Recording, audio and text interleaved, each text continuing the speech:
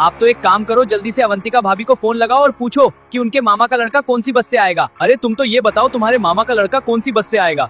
यहाँ तो पहले से ही बहुत सारी बसें खड़ी है।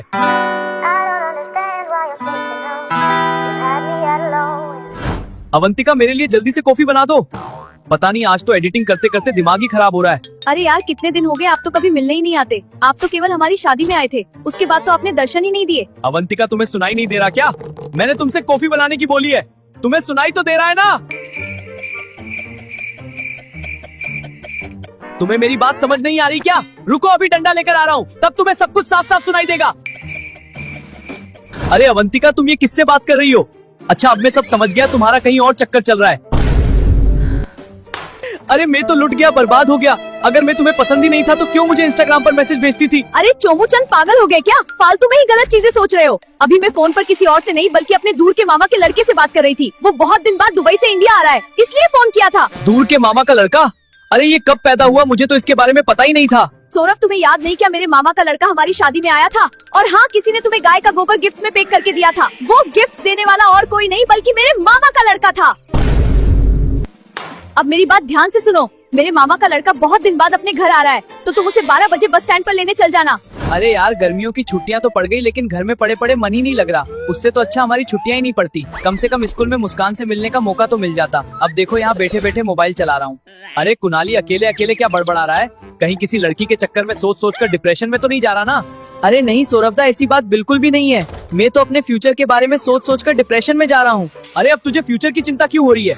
ऐसी कौन सी जिम्मेदारी आने वाली है तेरे फ्यूचर में जिससे तू डिप्रेशन में जा रहा है? अरे सौरभदा, आपको पता नहीं क्या, अभी के टाइम आप ही पैसे कमा रहे हो और मैं अभी भी बेरोजगार हूँ। अगर गलती से बड़ी मम्मी मेरी शादी करवाती है और 2 छोटे छोटे कुणाली पैदा हो जाते हैं तो मैं उनको कैसे पालूंगा? अरे कुणाली, ये भी कोई बात है क्या डिप्रेशन में जाने की? तू जरा सी भी चिंता मत कर। तू तो एक काम करना, जब तेरे दोनों बच्चे 5 साल के हो जाए और पैरों पर चलने लग जाए, तब तू उनको काम करने विदेश भेज देना। वाह सौरभदा, क्या आइडिया दिया है। ऐसे तो मेरे बच्चे मुझे विदेश से पैसे भेजते रहेंगे और मैं घर में पड़ा पड़ा आराम करूंगा। अब ये फालतू बातें बंद कर और मेरे साथ बस स्टैंड पर चल। वैसे भी अवंतिका के मामा के लड़के को लेकर आना है।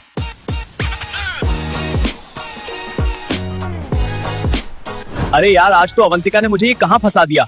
ये कंस मामा का लड़का तो कहीं दिखाई नहीं दे रहा। पता नहीं कौन सी वाली बस से आएगा। अब इस महाराज का अलग से इंतजार और करो। अरे सौरभदा, हमें यहाँ पर खड़े खड़े शाम ही हो जाएगी। आप तो एक काम करो, जल्दी से अवंतिका भाभी को फोन लगाओ और पूछो कि उनके मामा का लड़का कौन सी बस से आएगा।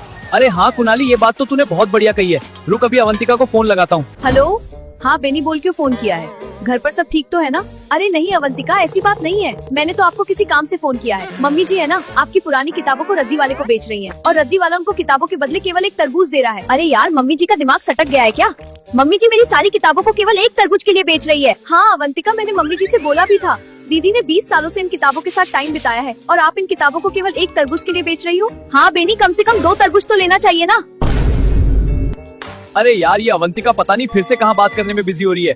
यहाँ तो गर्मी में खड़े खड़े हम परेशान ही हो रहे हैं। बेनी तुम 2 मिनट रुको, सौरभ का फोन आ रहा है। मैं मम्मी जी से घर आकर ही बात करती हूँ, जब तक रद्दी वाले को जाने मत देना। हेलो, हाँ अवंतिका, इतनी देर से कहाँ बिजी हो रही थी? मैंने तुम्हें पता नहीं कितने कॉल कर दिए। अरे सौरभ, कुछ नहीं, बस घर से बेनी का फोन आ रहा था। तुम तो ये बताओ, तुमने किस लिए फोन किया है? अरे तुम तो ये बताओ, तुम्हारे मामा का लड़का कौन सी बस से आएगा? यहाँ तो पहले से ही बहुत सारी बसें खड़ी है। तुम तो उससे बात करके बोल दो, बस स्टैंड के पास चाय की दुकान है ना, वहाँ हम खड़े हैं, तुम वहाँ पर आ जाओ। ठीक है सौरभ, मैं अभी भैया को फोन करके चाय की दुकान पर आने की बोलती हूँ। लेकिन तुम मेरी बात सुनो, मैं अभी किसी काम से अपने घर जा रही हूँ। मेरा शाम तक आना होगा। तुम तो आराम से भैया को घर ले आना, वैसे भी मैं जल्दी आ जाऊंगी। भैया, एक गर्मा गर्म चाय बना दो।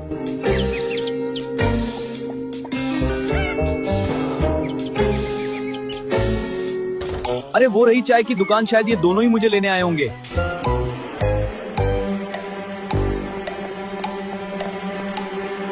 क्या तुम्हें अवंतिका दीदी ने भेजा है? अच्छा, तुम हो अवंतिका के दूर के मामा के लड़के। अरे यार, तुम्हें ढूंढते ढूंढते हम तो परेशान ही हो गए और इतनी मेहनत के बाद अब मिले हो। चलो ये बैग तो मुझे पकड़ा दो और अब घर चलते हैं।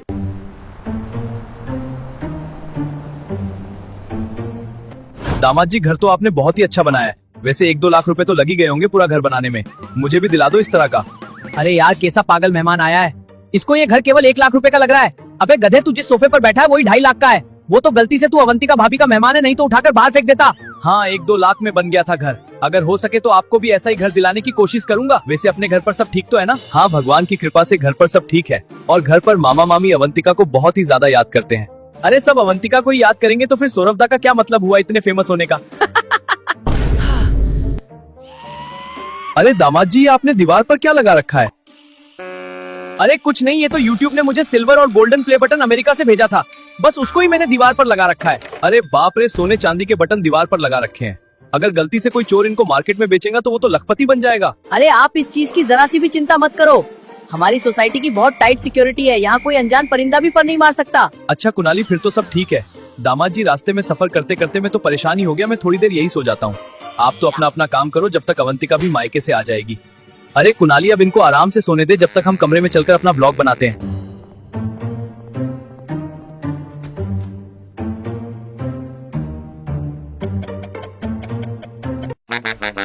अरे भैया, मैंने आपको लेने सौरभ को भेज दिया था, आप पहले ही बता देते कि आप मायके में आ रहे हो। अरे अवंतिका, मेरा तो एकदम से तुम्हारे मायके आने का प्लान बना था। वैसे भी तुम्हारे घर भी मिला है और यहाँ भी आ गए। अरे अवंतिका, घर तो सच में बहुत अच्छा बनाया है, करोड़ों रुपए तो लग गए होंगे इसमें। लेकिन ये सामने की दीवार खाली खाली क्यों कर रखी है? दीवार को खाली मत रखो, यहाँ पर कुछ तस्वीर या फैंसी आइटम वाले सामान लगाओ। अरे भैया, यहाँ पर मैंने सौरभ के प्ले बटन लगा रखे थे, पता नहीं उन्होंने यहाँ से हटाकर कहाँ पर रख दिए। सौरभ, जल्दी से नीचे आओ। अरे क्या हो गया कि तुम इतनी जोर से चिल्ला रही हो? फालतू में ही मेरी सारी नींद खराब कर दी। बताओ क्या बात है? सौरभ, मैंने जो इस दीवार पर प्यार से प्ले बटन सजाए थे वो तुमने कहाँ पर रखे हैं? अरे ये सारे प्ले बटन कहाँ पर चल गए? कहीं तुम्हारे मामा का लड़का सारे प्ले बटन चोर के भाग तो नहीं गया? अरे चोमू-चंद पागल हो गए क्या? मैं तो अभी अभी आया हूँ, मैं कहाँ से लेकर जाऊंगा तुम्हारे प्ले बटन? सौरभ, क्या तुम सच में पागल हो गए क्या? ये तो अभी मेरे साथ साथ आए हैं और तुम इनका चोरी का नाम लगा रहे हो। अगर ये तुम्हारा भाई है तो फिर हमारे घर आया था वो कौन था? अरे बात करने से तो ये बहुत मालदार घर का लड़का लग रहा है। वैसे भी मैंने इसकी सारी बातें सुनी ली। अब तो इस बकरे को मुझे हलाल करना पड़ेगा, तब आएगा असली मजा।